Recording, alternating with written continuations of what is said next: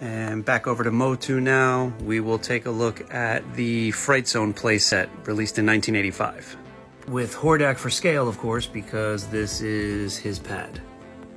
The Fright Zone is the third in the trinity of playsets you have to have if you're going to collect Masters of the Universe, along with Snake Mountain and Castle Grayskull.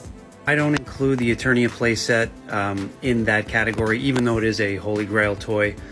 Because not a lot of people had it back in the day, and even today as an adult collector, it's really hard to come by, just financially speaking, but it's got so many pieces.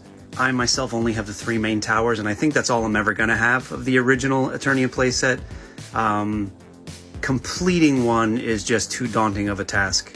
Although when the Origins line comes out with their Eternia playset, obviously I have to have that.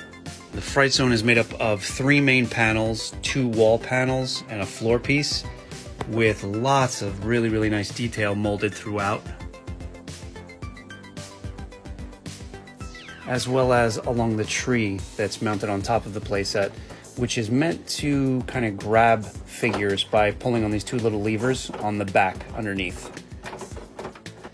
At the top here, there's another little lever that when you pull, unlocks the jail cell, which is a lot of nice detail in it as well. And we will pick on Adam here.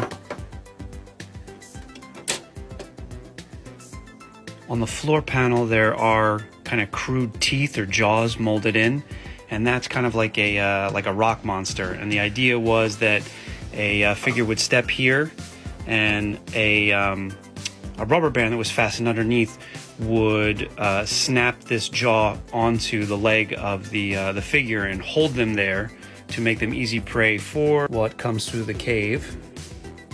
Which brings me to the hardest to find piece to this playset in good condition. This is the dragon that's a hand puppet that came with this playset. It's made of a really thin rubber, which is notorious for breaking down over the years.